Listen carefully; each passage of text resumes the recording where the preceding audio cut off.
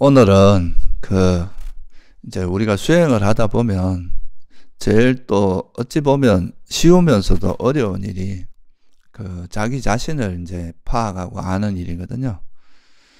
그래서 이거는 이제 어찌 보면 수행의 가장 중요한 부분이기도 한데 막상 이제 수행을 해보면 항상 놓치기 쉽고 또 금방 망각이 되고 또 항상 자기 자신을 보기보다는 밖으로 마음이 향하게 되고 이런 것이 일반적입니다.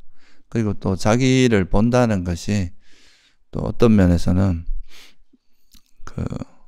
이제 두렵기도 하고 이제 자기를 보는 것 자체가 어려운 일들이 많기 때문에 그래서 이제 그 마음을 보는 것이 특히 이제 자기 마음을 보는 것이 굉장히 또 중요한 일임에도 불구하고 또 어떤 면에서는 좀 어려운 일이기도 합니다. 그래서 그 부분에 대해서 우리가 조금 살펴보고자 하는데요. 이거는 이제 꼭 마음을 보는 거는 이제 지혜를 개발하는 거는 뭐 말할 것도 없고 또 자기 마음을 잘 이해하고 자기를 잘 아는 거는 꼭 지혜 개발뿐만이 아니라 우리가 이제 삼매를 닦는 데 있어서도 굉장히 중요한 요소다. 이렇게 말할 수가 있습니다. 그래서 그 부분에 대해서 한번 좀 오늘은 간단히 좀 살펴보도록 하겠습니다.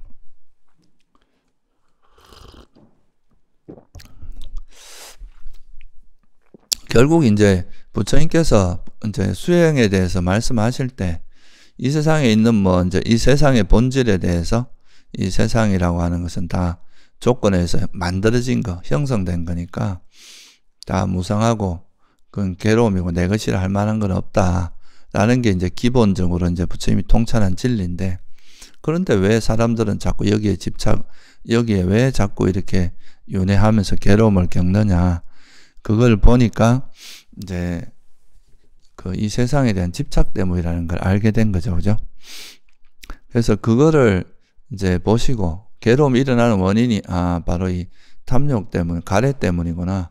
근데 가래가 있으면 또 화가 일어나고 또 가래의 그 바탕에는 또 어리석음이라는 게 기본적으로 깔려 있기 때문에 결국은 이제 탐진치로 인해서 괴로움이 일어난다고 볼 수가 있고요.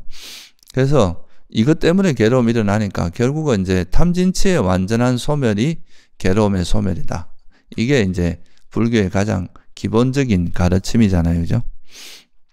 그래서 어찌 보면 이제 불교의 수행은 이제 좀 어떤 외형적인 신비한 체험을 한 우주의 기운이 자기한테 들어온다거나 바깥에 굉장히 신비로운 어떤 경계를 체험한다거나 남들이 가지지 못한 다른 사람의 미래를 보고 다른 사람의 전생을 보고 이런 능력이 생겼다거나 좀 초월적인 지혜를 가진 초월적인 능력이 생긴 이런 것이 깨달음이 아니라 어찌 보면 우리 마음속에 있는 그런 괴로움의 원인이 되는 탐진치가 완전히 소멸한 상태라는 것을 항상 강조하셨어요.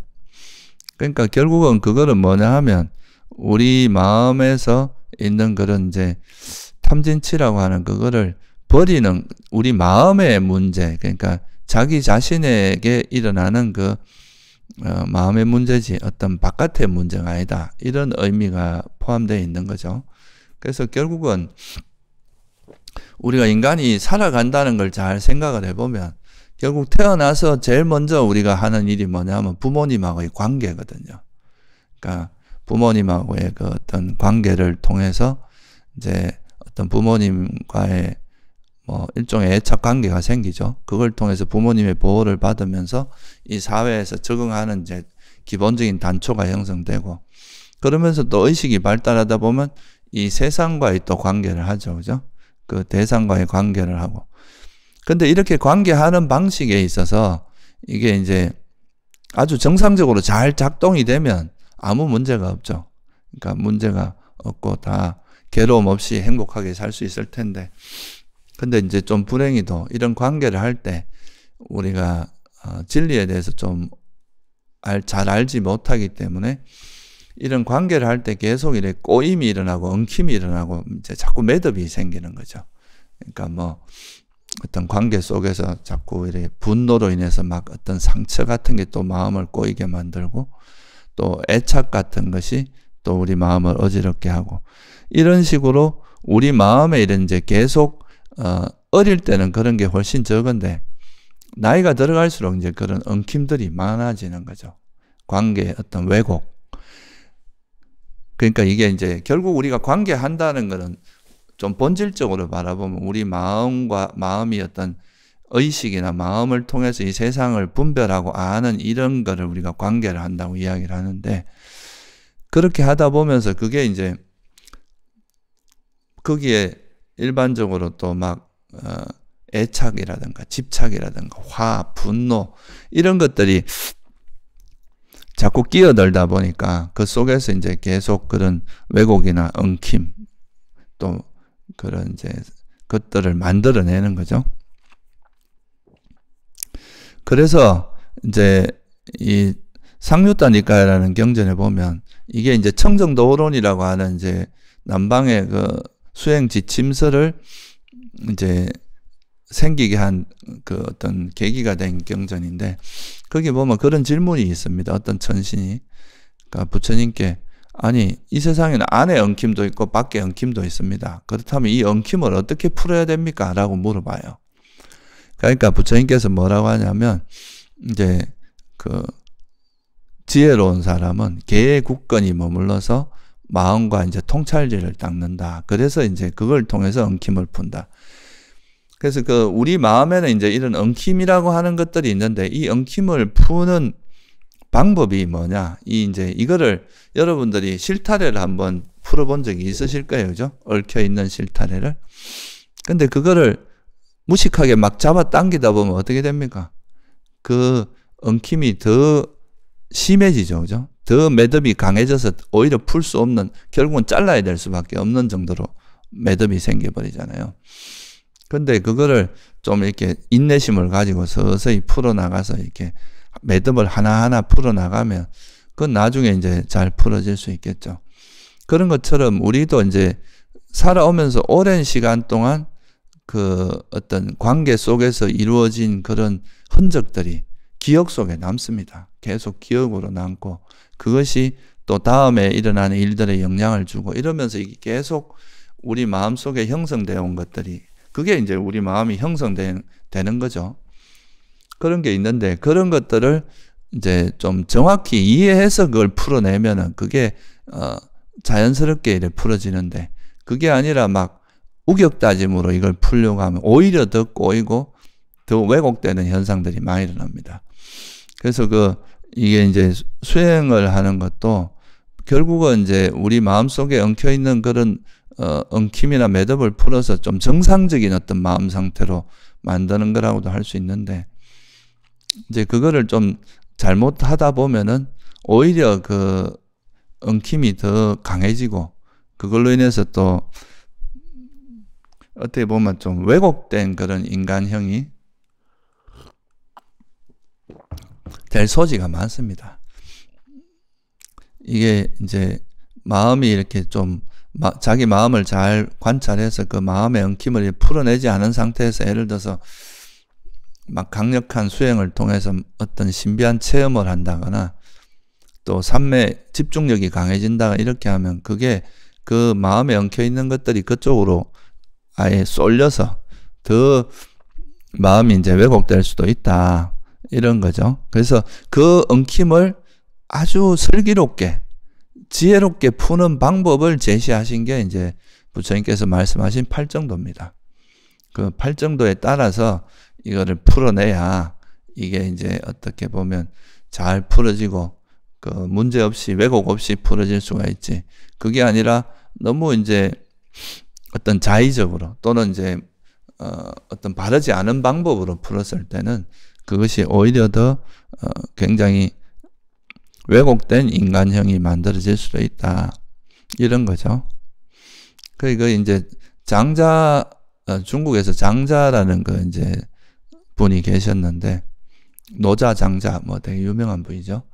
그 장자 그 장자가 이제 장자라는 그 책에 보면 이제 한단지보라는 그 말이 나옵니다. 한단이라는 도시 이름이고 거기에 이제 어떤 시골 사람이 한단이라는 도시에서 그 사람들이 걷는 모습이 너무 멋있다고 이제 들은 거예요. 그래서 거기 가서 그 발걸음을 배우겠다고 갔는데 실제로는 그 발걸음도 배우지 못해가지고 그쪽 발걸음을 이제 그 사람들이 걷는 발걸음을 흉내내다 보니까 나중에는 그 자기가 과거에 걷던 발걸음을 잊어버려가지고 결국은 걸어오지도 못하고 기어서 왔다. 뭐 이런 이제 이야기가 나옵니다. 그게 뭘 의미하냐 하면 우리가 이제 수행이라고 하는 것이 사실은 이게 우리가 살아오던 어떤 방식, 우리가 세상과 관계하던 그 관계의 방식과 이 부처님께서 제시하신 이 관계의 방식은 좀 틀려요.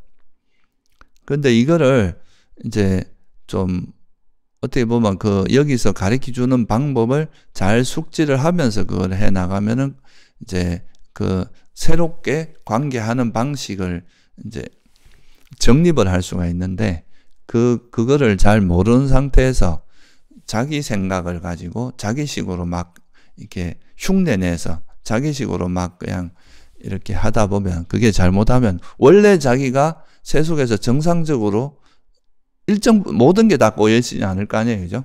근데 일상적으로 이제 정상적으로 관계하던 그런 관계 방식마저도 까먹어버리고 완전히 이제 좀 이상한 형태의 그런,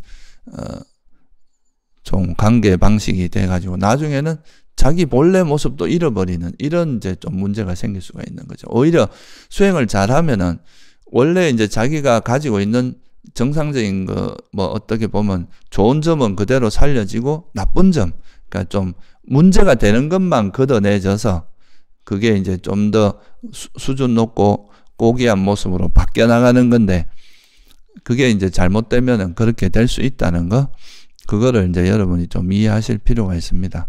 그래서 이렇게 하는 데 있어서 가장 이제 그 핵심이 되는 게 뭐냐?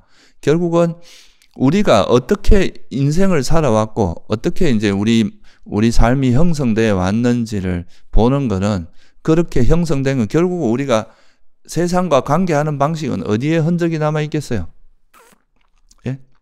여러분들이 세상을 이해하고 분별하는 그 마음, 의식에 그게 남아 있을 거 아니에요. 그죠?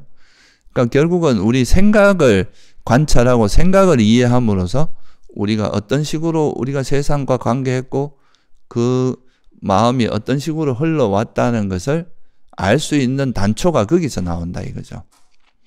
결국은 우리가 살아온 그 흔적은 다 우리가 살아온 그 이제 마음이 쓰여진 그런 것도 다 기억으로 남아있고 그 기억이 결국 의식으로 드러나거든요. 그 기억의 형태가. 그래서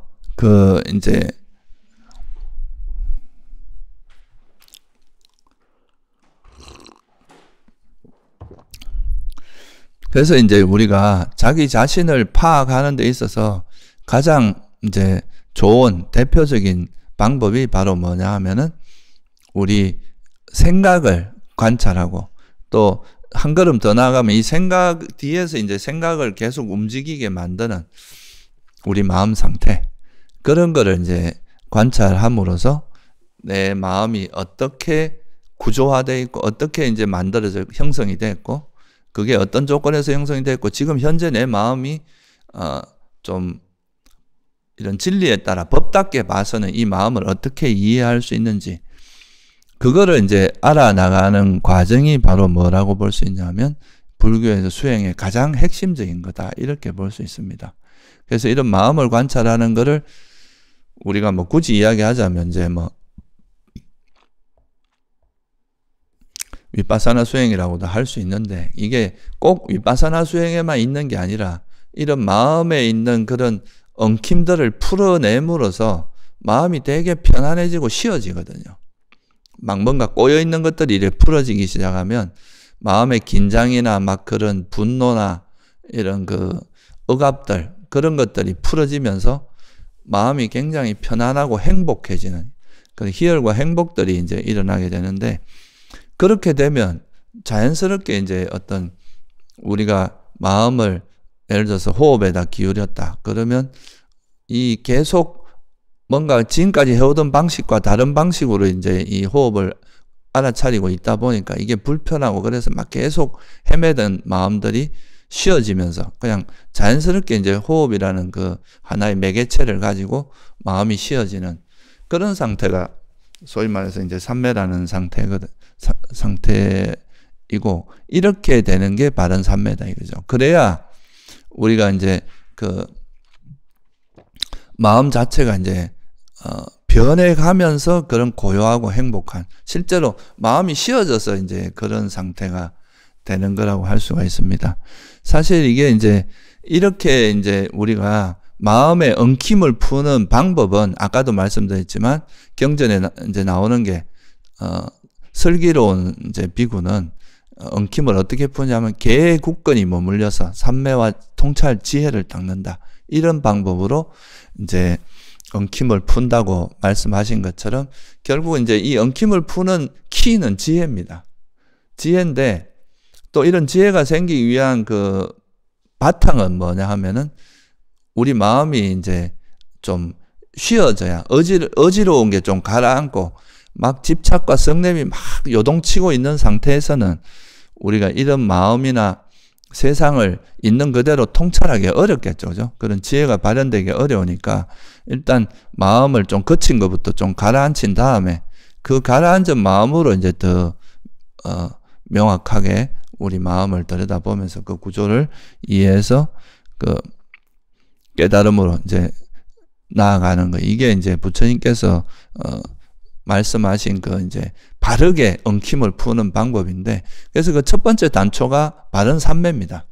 우리가 삼매를 닦는 거고, 그 삼매라는 것은 아까 말씀드렸듯이 일단은 우리가 마음이 고요해지지 않는 가장 결정적인 이유는 뭔가 계속 갈구하는 그 끌떡거리는, 헐떡거리는 그 욕망과 또 그것이 충족되지 않았을 때 일어나는 그 분노, 화, 이런 것들이 우리 마음을 계속 어지럽게 만드는 거니까 그 마음을 길들여서 그런 마음을 이제 어디서부터 문제가 되고 내가 어디에서 결핍이 있고 어디에서 뭔가 조건이 만들어지지 않았고 어디에서 이런 분노와 화라든가 집착이 형성되는지 이런 것들 정확히 들여다보다 보면 그런 것들이 이제 서서히 녹아내리게 되거든요. 그렇게 마음이 쉬어지면은 자연스럽게 마음이 편해지고 행복해지고 이러니까 이제 삼매에 드는 것도 굉장히 그렇게 해야 이게 진짜 우리가 바른 삼매에 들고 그 삼매의 힘이 결국은 이제 마음에 있는 그런 엉킴을 완전히 풀어내는 쪽으로 이게 서서히 풀어지다가 이제 그러니까 바른 삼매, 다시 말해 선정을 기반으로 해서 이 선정의 힘을 이용해서 완전히 풀어내는 이런 방식이 하나 일관된 흐름이 되는 거거든요. 근데 사실 이런 삼매를 닦는 가장 쉬운 방법은 그거예요. 그냥 단순 집중입니다. 그냥 눈과 귀를 닫아버리고 무조건 그 어느 하나의 대상에 계속 마음을 몰아가면 분명히 그것도 이제 삼매를 닦는 거는 굉장히 빠른 방법이죠. 그렇게 하는 게. 그냥 뭐 예를 들면 호흡이나 뭐 우리가 뭐 관세음보살이나 아미타불이나 뭐 이런 하나의 대상을 딱 잡고 그 대상으로 딴 생각을 무조건 없애버리고 계속 일로 몰아가는 거예요. 그러니까 이렇게 하는 것도 뭐 전혀 의미가 없다. 그렇지는 않습니다. 그렇게 하면 이제 집중력이 생기고 그걸로 인해서 또 뭐 마음이 좀 행복해지면 그래갖고 다시 지혜로 갈 수도 있지만 근데 이거는 이런 방법의 좀 단점이 뭐냐 하면은 계속 우리 마음을 외면하게 됩니다. 그러니까 대상으로만 몰아가기 때문에 내가 왜 이런 생각을 하고 왜 이런 번뇌가 일어나는지 이런 걸 이해하는 게 아니라 외면하게 되고 그걸 회피하게 되기 때문에 결국은 집중력이 좋아진다고 해도 그 실제 자기 마음의 어떤 왜 이런 번뇌들이 발생했는지에 대한 이해는 동반되지 않거든요. 그러니까 자기 문제는 여전히 그대로 있는 경우가 대부분이에요. 마음속에 있는 그런 꼬임이나 엉킴은 잘 풀어지지 않습니다. 그렇게 해서는. 그래서 그런 것보다는 우리가 이제 조금은 처음 시작은 약간 더딜지 몰라도 자기 자신에 대한 이해가 생기면서 그 자기가 어떻게 마음이 엉켜 있고 꼬여 있는지를 자기 눈으로 확인하고 그거를 이제 통찰함으로써 그러면서 이 마음이 이렇게 녹아내리면 자연스럽게 우리가 삼매에 들게 되는데 마음이 쉬어지면서 드는 건 에너지도 별로 안 들고 이건 프레임 자체가 바뀌는 거거든요. 어떻게 보면 우리가 막 집중을 해서 어떤 결과를 만들어내고 이런 거는 우리가 세속에서 해오던 방식과 비슷한 방식이에요. 내가 원하는 목표를 정해놓고 그 목표를 향해서 막 달려나가서 그 원하는 것을 쟁취하는 이런 방식으로 이제 이루어지기 때문에 이거는 사실 어떻게 보면 큰 틀에서는 별로 변화가 없는 거죠. 그런데 그게 아니라 우리에게 일어나는 괴로움이나 그런 마음의 어지러움의 원인이 욕망과 성냄에 있다는 걸 이해하고 그 마음을 풀어 헤침으로써 마음이 이렇게 풀어져서 마음에서 이제 그런 엉킴이 풀리면서 거기서 오는 편안함과 고요함 그런 걸로 해서 마음이 자연스럽게 하나의 대상에 집중되는 그런 식으로 가는 것은 근본적으로 우리가 변화가 일어나거든요. 사람의 변화가. 그래서 그게 적어도 부처님께서 말씀하신 바른 견해다. 아니 바른 삼매다. 부처님께서 말씀하신 바른 삼매는 항상 보면 바른 견해, 바른 사유, 바른 말, 바른 행위, 바른 생계, 바른 정진, 바른 기억이라고 하는 8정도 7가지 요소를 갖춘 삼매가 바른 삼매라고 그랬거든요. 그래서 이렇게 하는 것이 제일 부작용이 적다. 이제 개인적으로 생각할 때 너무 집중 위주로 가는 거는 그걸로 인해서 뭔가 집중력이 좀 강해졌을 때 자만에 빠지거나 또 이런 이제 그런 경계에 집착하거나 이런 또 그러면서 아까 말했듯이 자기의 어떤 근본적인 문제를 해소하는 게 아니라 그냥 그 어떤 얻어진 결과에 좀 집착하고 내가 뭔가를 얻었다는 그게 이제 마음이 들어가고 이렇게 될 소지가 많다 이거예요. 그래서 이건 이제 제가 말씀드린 건 바른 삼매는 프레임의 전환이 필요하다는 거예요. 과거처럼 어떤 우리가 욕망으로 막 달려가는 게 아니라 오히려 그런 욕망을 쉼으로써 그것이 쉬어짐으로써 마음이 더 이상 다른 거에 대해서 관심이나 이런 게 좀 놓아지고 그럼으로써 내가 이제 그냥 자연스럽게 현재에 머물 수 있고 호흡이나 발걸음이나 현재 행위에 머물러서 그걸로 인해서 이제 삼매에 들게 되는 이런 방식으로 가는 것이 그거는 이제 꼭 우리가 선정에 들지 않더라도 우리 마음이 계속 이렇게 올바르게 되고 꼬인 것이 엉킨 것이 풀어지기 때문에 그 자체로도 되게 큰 이익이 있거든요. 그래서 그런 거를 좀 이해하시면 좋을 것 같아요. 그래서 그렇다면 이런 엉킴을 풀 때 이제 제일 기본적인 것은 결국 이런 엉킴이 어디서 일어나느냐를 보면은 어디서 일어납니까? 결국은 아까도 말씀드렸지만 우리가 어떤 관계를 한다는 결국은 마음과 대상의 관계거든요. 불교적으로 보면 우리 의식과 마음이 대상과 어떻게 관계하느냐 그거를 관계할 때 욕망으로 관계하느냐 화로서 관계하느냐 질투로서 관계하느냐 이런 자만으로 관계 이런 거를 이제 우리 이해해야 되기 때문에 그래서 그런 마음 상태가 표면에 드러나는 형태는 생각으로 다 드러나거든요. 그죠? 그래서 첫 번째는 우리에게 일어나는 그런 생각을 있는 그대로 이렇게 보는 훈련이 좀 필요해요. 처음부터 이제 마음 뭐 이게 탐욕인지 성냄인지 알아차리라 이렇게 하면은 사람들이 조금 이제 자기 마음을 보는 거에 익숙하지 않은 분들은 그런 거에 대해서 조금 어렵게 느낄 수도 있는데 먼저 자기 생각이 어떻게 움직이는지를 별로 이렇게 판단하지 말고 그냥 이렇게 쭉 한번 보는 연습을 하는 것도 도움이 많이 됩니다. 자기를 볼 때는. 그래서 그걸 우리가 보통 이제 알아차림이나 관찰 이렇게 표현합니다. 그래서 자기한테 일어나는 마음 상태를 그냥 있는 그대로 여기에 대해서 자꾸 판단을 하거나 분별하거나 이건 뭐 좋다 나쁘다 이런 걸 일단 하기 전에 먼저 내가 어떤 생각들이 나한테 오가고 있는지를 보는 거죠. 그래서 이걸 볼 때 그냥 막 보면은 이제 이게 어지러워서 생각들을 막 오히려 생각이 휩쓸리기가 쉽습니다.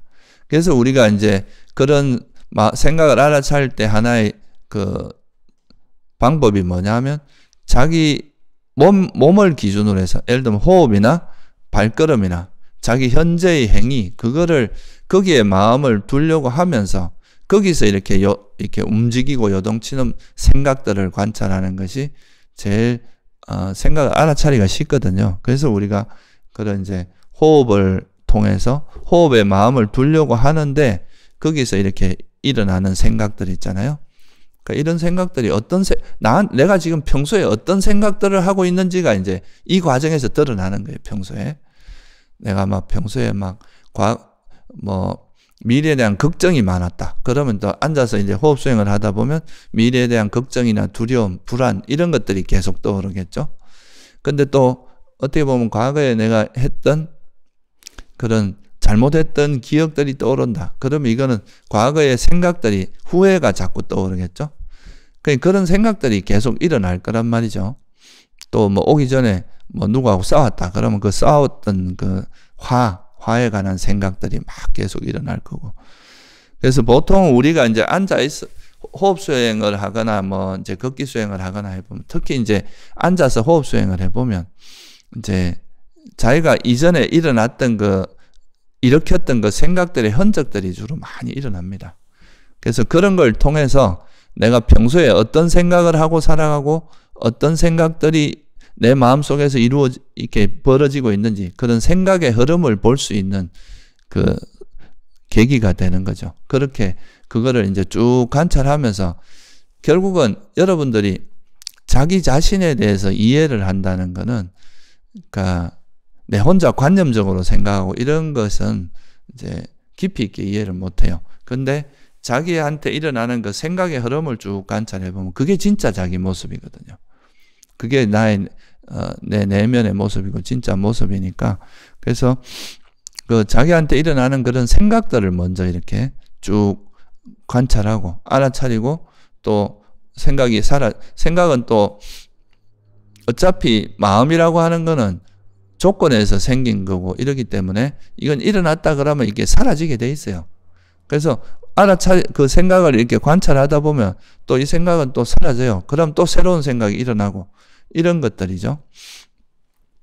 그래서 그 생각이 알아차려지면 그냥 또 특별히 다른 생각이 없으면 또 호흡으로 돌아와서 호흡을 알아차리고 있고 또 생각이 움직이면 이런 생각이 일어나는 거 하고 알아차리고 또 호흡으로 돌아오고 이런 식으로 이제 호흡에 그냥 억지로 막 머물려고 한다기보다는 이런 호흡에 마음을 두고 있대. 그런 생각이 일어나면 알아차리고 그냥 자연스럽게 생각이 사라지면 또 호흡으로 돌아오고 이렇게 하면서 자기 그 생각들이 어떤 생각들이 오가는지를 좀 알아차린 시간을 좀 가지는 것이 자기 자신을 이해하는 데 도움이 됩니다.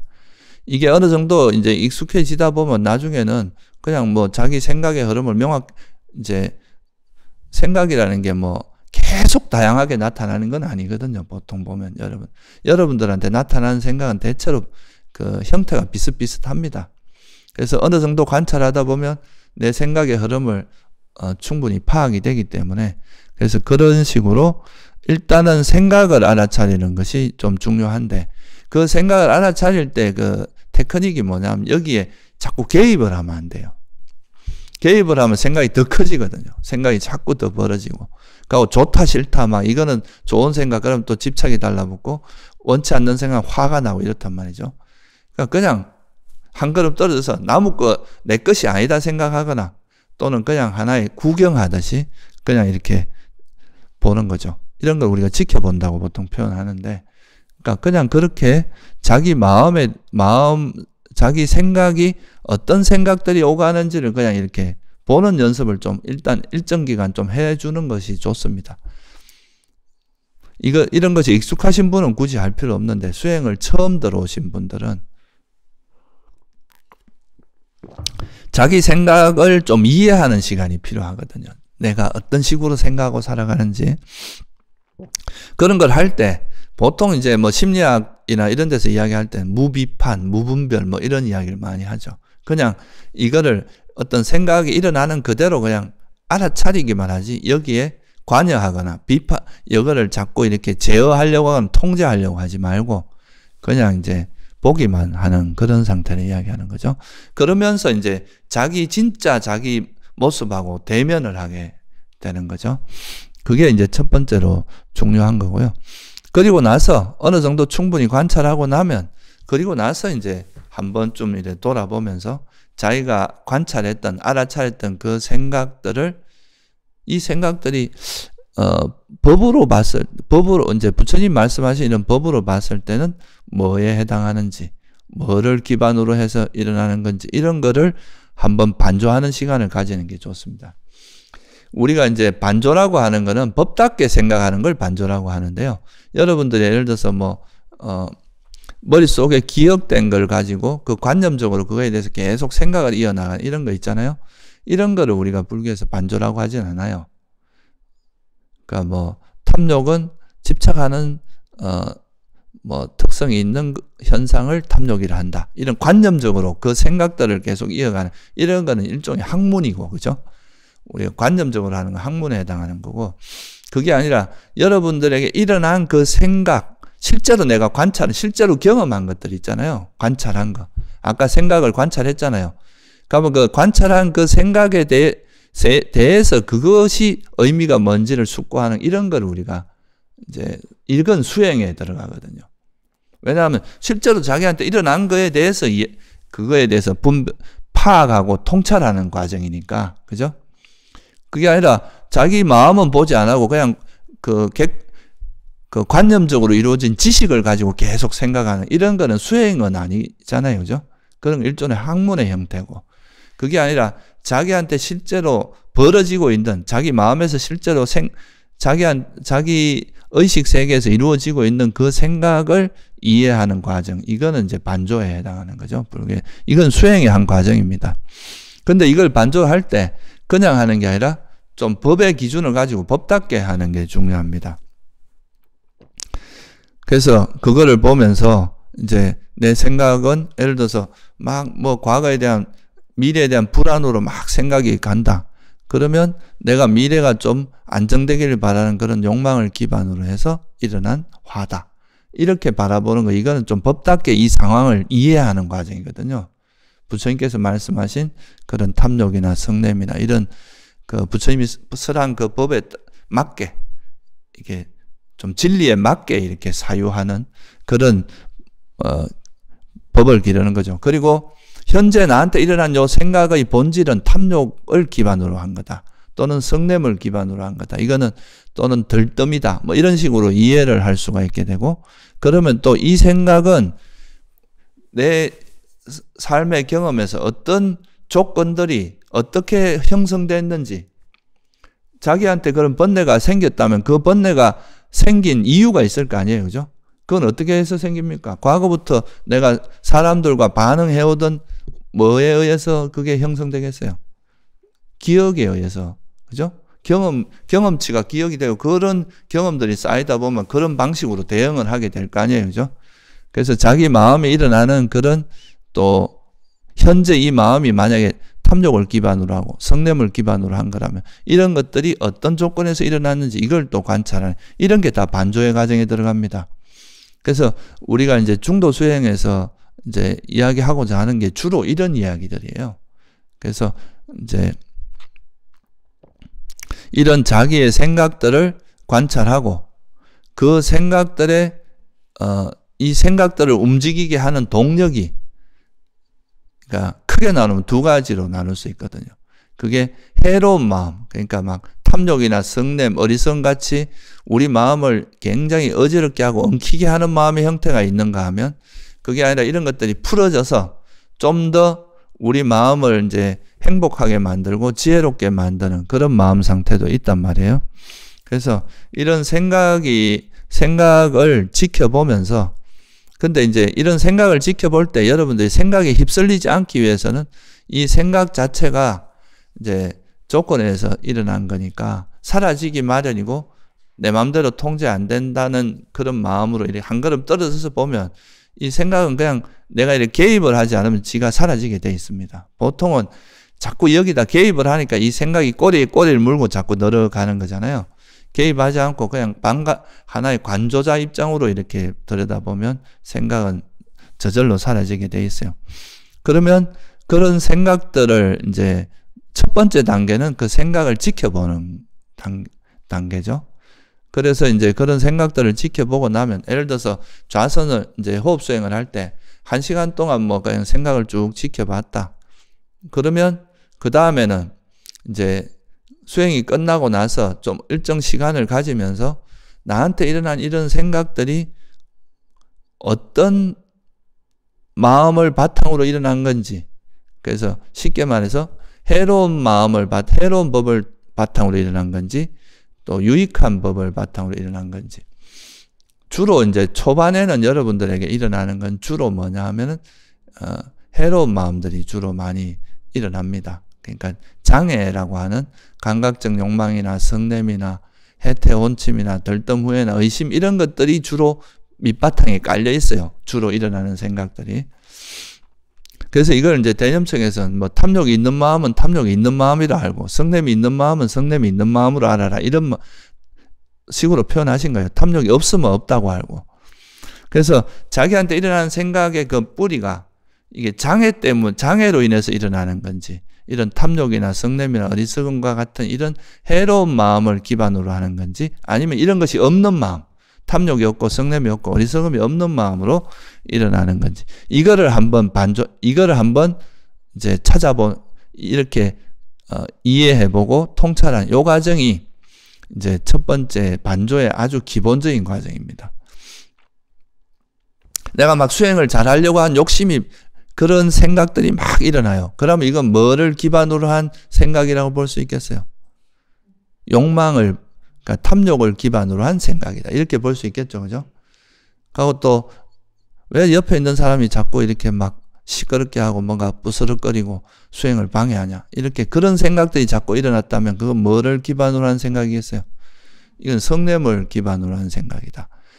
이런 식으로 자기한테 일어난 그거를 또 장애로서, 그러니까 그런 법으로서 이해하는 시간을, 그게 이제 일종의 그것도 기본적인 반조에 해당하거든요. 그것도 엄밀하게 보면 딱 자기 마음 상태를 명확하게 딱 규정을 해주는 거죠. 근데 이 과정이 사실은 수행에서 굉장히 중요합니다. 우리가 자기 마음 상태가 일단 처음에는 관찰하지만 나중에 이 마음이 뭐라고 딱 명확하게 규정을 해주는 거, 이 자체가 지혜거든요. 이게 이제 자기 마음의 정체를 명확하게 통찰하고 그걸 받아들일 수 있는 단초가 되거든요. 여러분, 내가 이게 화인지 집착인지도 모르고 있으면 그 마음에 계속 끌려갈 거지만, 근데 이게 탐욕이다, 이건 성냄이다, 명확하게 딱 통찰하는 순간에는 이제 마음이 이거를 멀어지는 쪽으로 작용할 수밖에 없거든요. 그 마음이. 그렇겠죠, 그죠? 실제 이게 심리학이나 이런 이제 현대과학에서도 우리 마음을 언어로 이렇게 딱 정리하는 것이 되게 큰 지혜가 들어가야 되고요. 이게 또 어떤 그 마음을 이해하고 통찰하는 데도 굉장히 의미 있는 발전이라고 하거든요. 그거를 명확히 아는 게. 그래서 처음에는 생각을 관찰하고, 그 다음에 그 생각을 나중에 이제 좀 어느 정도 정보가 쌓였을 때는 그 내가 관찰한 그 생각의 본질이 뭐를 기반으로 일어난 건지, 이건 탐욕을 기반으로 일어난 건지, 아니면 성냄인지, 해태 혼침인지, 또는 의심인지, 후회인지, 이런 거를 딱 명확하게 한번 딱 이렇게 통찰하는 과정, 이것도 이제 지혜의 시작이라고 할 수 있고, 이런 마음을 그러니까 내려놓는 어떤 출발점이라고 할 수가 있는 거죠. 그래가지고 이게 버려지면 또 마음이 고요해지면, 아, 이게 바로 바른, 이런 걸 우리가 삼매라고 하는구나. 또 이런 통찰이 일어날 때, 아, 이게 지혜구나, 이렇게 생각이 든다면 그건 또 이제 장애가 버려지면서 또 이런 지혜가 생긴 꼴이잖아요, 그죠? 이런 건 이제 칠각지를 기반으로 해서 일어나는 생각이다, 이렇게 볼 수도 있는 거죠. 그래서 좀 쉽게 이야기하면 이제 뭐 탐욕이나 성냄이나 어리석음을 기반으로 일어나는 생각인지, 아니면 탐욕이 없고 성냄이 없고 어리석음이 없는 생각인지, 이건 유익한 생각이거든요. 그런데 탐진치를 바탕으로 해서 일어나는 생각은 그것이 해로운 생각이다, 이렇게 말할 수가 있죠. 여기서 한 걸음 더 나아가면 이제 내가 만약에 탐욕을 기반으로 일어나는 생각들이 계속 반복해서, 또 여러분들이 관찰하다 보면 그런 생각들 중에서 좀 반복되고 계속 고질적으로 일어나는 것들이 있어요. 그런 것들은 분명히 왜 그러냐 하면 오랜 세월 동안 여러분 삶 속에서 계속 반복되어 왔기 때문에 그렇습니다. 그거는 계속 기억되고 형성됐기 때문에 그런 것들이 계속 우리 마음속에 그렇게 자리 잡고 있는 건데, 그러면 이런 것들은 모든 걸 다 그렇게 조사를 할 필요는 없지만 이렇게 반복되는 이런 제일 핵심적인 번뇌들 같은 경우는 그것이 어떤 조건에서 형성됐는지를 관찰해 볼 필요가 있어요. 그러니까 어떤 조건들에 의해서 이런 번뇌들이 형성이 됐고, 그 번뇌에는 그러니까 어떤 내가 집착이나 욕망이 숨어 있고, 여긴 또 어떤 어리석음이 숨어 있고, 이런 것들을, 그러니까 다양한 조건들, 그 조건들인데 그 맥락은, 이 맥락을 가지고 그 실제 자기에게 어떤 식의 그 조건들이 있었는지, 그런 거를 한번 파악을 해보면 그 원인을 파악함으로써 그와 관련된 또 부차적인 번뇌들이 되게 많거든요. 메인 번뇌가 하나 잡히면 이 메인 번뇌가 또 다른 번뇌를 파생시키는 경우가 되게 많아요. 그래서 이런 번뇌를 하나 정확히 이해를 하면은 그걸 통해서 또 우리가 굉장히 우리 마음을 이해할 수가 있습니다. 이런 식으로, 이건 제가 그냥 간략히 흐름만 좀 말씀을 드렸는데, 이제 우리 자기 자신의 마음 상태를 생각의 움직임을 통해서 그 생각이 어떤 마음 상태를 기반으로 일어나는지 이런 걸 보고, 여기서 한 걸음 더 나아가면 이것이 원인이 뭔지를 보고, 이렇게 하는 과정이 이제 우리가 불교에서 말하는 핵심적인 수행에 해당합니다. 그러면 이렇게 하다 보면 이제 어떻게 되냐면 우리 마음에서 이제 일어나는 그런 장애들, 특히 장애들이죠. 초보자 처음에 수행할 때는 이제 선한 법보다는 좀 장애가 주로 눈에 보이게 돼 있습니다. 원래 이제 그게 여러분들이 뭐가 잘못되거나 뭔가 문제가 많은 사람이라서 그런 게 아니라, 보통 처음 수행을 하면 제일 먼저는 번뇌부터 보이게 돼 있어요. 그게 보이고 그게 서서히 가라앉으면서 이제 내가 그 번뇌에 가려져 있던 자기의 진짜 좋은 장점들, 어떻게 보면 되게 이제 긍정적인 그런 마음 상태들, 그런 것들이 이제 드러나는데, 우리가 보통 그렇잖아요. 때가 묻어 있으면, 거울도 때가 묻어 있으면 잘 안 보이는데 그 때가 딱 끼고 나면 이제 거울이 반짝반짝하고, 그러고 뭐 이래 보석 같은 경우도 때가 묻어 있으면 보석인지 모르다가 이게 때가 벗겨지면 보석인 걸 알 수 있잖아요. 그런 것처럼 우리 마음도 이런 번뇌에 물들어 있을 때는 우리가 지혜도, 우리가 지혜롭게도 될 수 있고 아주 지혜와 자비를 갖출 수 있는 그런 잠재력이 무궁무진하다는 걸 잘 몰라요. 그런데 이제 이런 번뇌가 있을 때는 나는 왜 이렇게 못난 인간이고, 나는 왜 이렇게 번뇌가 많냐, 이렇게 자기를 스스로 막 이렇게 자학하고 막 싫어하고 이런 마음으로 가기가 쉬운데, 그거는 일시적인 모습입니다. 우리가 수행을 해서 이제 이런 게 버려지기 시작하면 그때부터는 이런 이제 되게 의미 있고 긍정적이고 되게 이제 좋은 마음 상태가, 고귀한 마음 상태가 드러난, 그게 이제 칠각지로 드러납니다. 여러분, 칠각지의 형태로 드러나니까 처음에 이제 이런 장애를 그렇게 관찰할 때 이 장애라는 것이 우리 일종의 우리가 지금까지 살아오면서 관계를 좀 잘못했던 그 엉키게 만든, 우리 마음을 엉키게 만들고 괴롭게 만든 요소지, 이게 전부는 아니잖아요. 우리가 실도 매듭이 있으면 실이라는 게 전체고 이 매듭은 부분이잖아요. 그죠? 그러니까 우리 마음에도 이런 매듭이 풀어지고 엉킴이 풀어지면 또 원래 본연의 그런 지혜롭고 아주 자비로운 그런 마음이 드러날 수 있다는 것에 대한 이해를 하면은 자기를 자학하거나 이럴 이유는 없겠죠. 그죠? 그래서 이 장애를 관찰할 때, 마음을 관찰할 때 되게 주의해야 될 점이 뭐냐 하면은, 이런 마음을 그냥 객관적으로 그냥 이런 장애가 있구나라고 이렇게 봐야지, 이 장애와 나를 동일시하면 안 돼요. 이 장애는 그냥 내 마음의 일부일 뿐입니다. 여러분이 몸이 아픈데 몸에 상처가 났다고 그 상처를 전체 나라고 보진 않잖아요. 그죠? 내 몸 전체라고 보진 않잖아요. 상처만 치유하면 건강한 몸이 되잖아요. 그런 것처럼 우리 마음도, 우리 마음에서 있는 장애라는 거는 어리석을 때 이제 일시적으로 일어난 거기 때문에 지혜가 생기면 이런 건 다 또 사라질 수 있는 거라고 이렇게 생각을 해야 그런 장애를 자기 자신과 동일시하면서 나는 못난 인간, 나는 바보 같은 인간, 나는 안 돼, 나는 뭐 죽어야 돼, 뭐 이런 식으로 자기를 자학하거나 자기를 비하하거나 이런 짓을 안 한다 이거예요. 그러니까 적어도 우리는 노력을 하면 누구나 다 부처님처럼 될 수 있는 그런 가능성은 다 가지고 있습니다. 무한한 잠재력이 있다. 라는 것을 이해를 하고 그렇게 생각할 필요는 없다 이거죠. 그래서 이런 게 다 뭐하고 관계 있냐면 여러분들 이렇게 생각하는 이유가 있어요. 그게 다 우리가 그런 번뇌들을 나와 자꾸 동일시하는 이유가 이게 고질적인 그런 사견이 숨어 있습니다. 뭐 어떤 사견이냐면 생각을 나라고 생각하는 우리 의식을 나라고 생각하고 이 의식 안에 마치 내가 숨어 있다고 생각하거나 이 자아 안에 의식이 있다고 생각하거나 이 의식을 내 것이라고 생각하는 생각을 내 것이라고 생각하는 이게 바로 부처님께서 말씀하신 유신견의 대표적인 형태거든요. 그러니까 이 생각을 나라고 집착하는 이런 견해가 워낙 오랜 세월 뿌리 있게 박혀 있기 때문에 그것이 이제 계속 어떤 번뇌가 일어나면 그걸 나라고 생각하고 이거 나는 왜 이래 못났어 이렇게 그냥 번뇌일 뿐인데 이걸 나라고 생각하는 거죠. 이게 다 어떤 이런 유신견이 뿌리를 두고 있다 이거예요.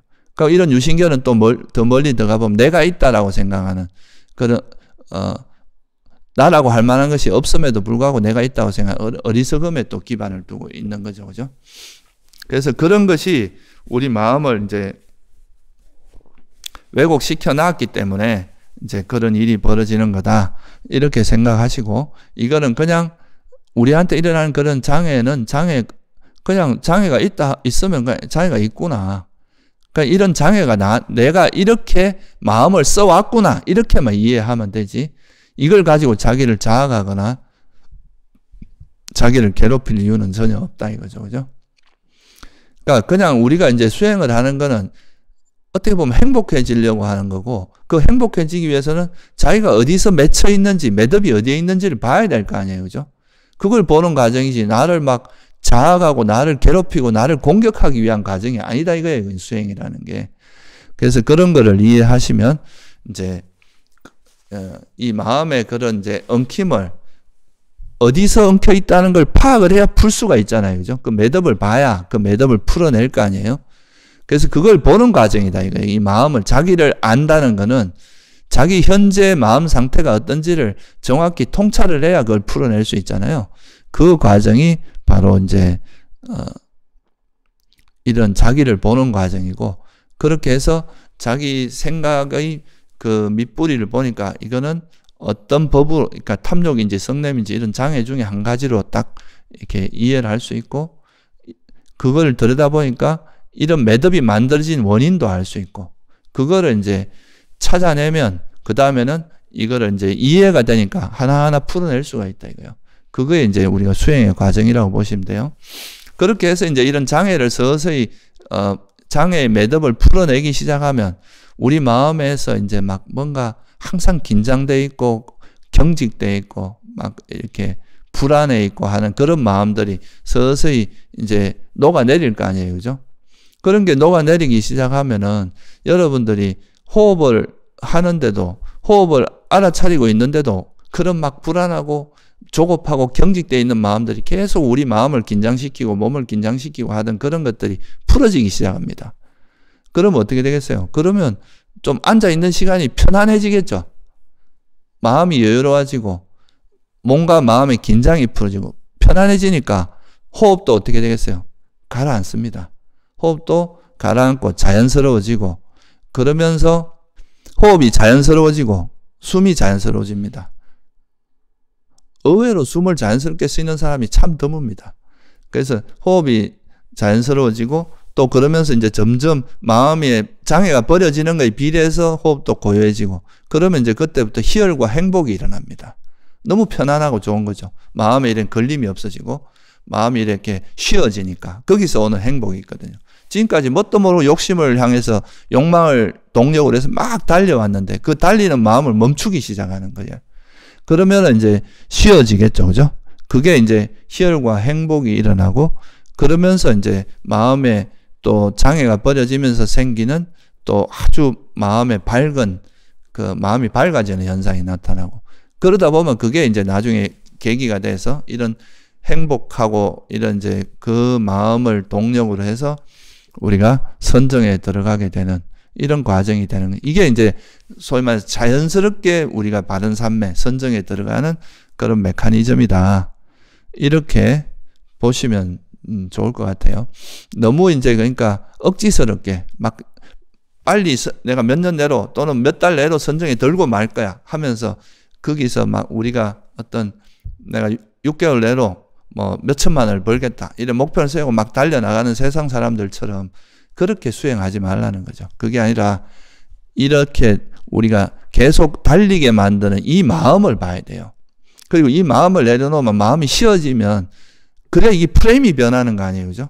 욕망으로 달려가던 어떤 삶에서 욕망을 내려놓는 것이 이렇게 행복하고 편한 길이었구나 하는 거를 알게 되면 이제 이래야 이게 수행이 뭐라는 걸 이해하게 되거든요. 욕망으로 가는 게 아니다 이거죠. 그죠?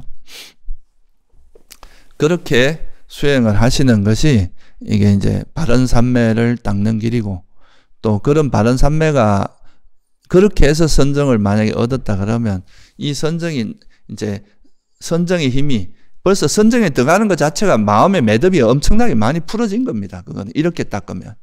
그러면 이제 선정에 들어간 다음에는 이제 그 이전에 잘 보지 못했던 그런 미세한 매듭마저도 풀어내면 그게 이제 깨달음으로 가는 길이라고 할 수 있거든요. 그래서 이런 좀 그 삼매라고 하는 것이 결국은 자기 자신을 정확히 보는 것부터 시작한다. 자기 마음 상태를 정확히 보고 그 마음에 있는 장애로 인해서 생긴 매듭을 풀어냄으로써 우리가 선정에 들어가는 그게 이제 바른 삼매의 과정이라는 거. 결국은 자기 자신을 제대로 아는 게 수행의 출발점이라는 거. 그렇지 않고 집중력이 좋은 건요, 세속에서 많습니다. 우리가 세속에서도 집중력, 예를 들어서 과학자들 같은 경우도요, 어떤 거에 집중하는 힘은 엄청납니다. 유통 같은 분도, 연구하다가 자기가 이게 계란인지 시계인지도 모르고 계란 삶는다 그러면 자기 시계를 삶고 이런 정도로 몰입을 한단 말이에요. 그렇다고 해서 그분들이 해탈하는 건 아니잖아요. 그러니까 이거는 좀 다른 과정이라는 거죠. 우리가 집중이 잘 되는 것이 물론 나쁘고 그건 아니지만 그래도 부처님께서 말한 바른 방향으로 이게 매듭을 풀기 위해서는 이런 이제 자기 자신에 대한 이해를 기반으로 해서 거기서 그 자기에게 일어나는 그런 장애들, 번뇌들, 이걸로 인해 생긴 그런 매듭을 풀어내면 마음이 쉬어진다는 거죠. 마음이 이렇게 쉬어지면서 생기는 그런 것이, 그런 방향으로 가는 것이 바른 삼매라는 걸 다시 한번 이해를 하시고, 자기를 이해하는데 좀 많은 시간을 할애하는 것이 수행에서 굉장히 중요하다. 빨리 결과를 얻는 것보다 자기를 이해하고 자기 마음을 이해하는 것이 굉장히 중요하다는 걸 다시 한번 말씀을 드립니다. 네, 오늘은 여기서 마칠게요.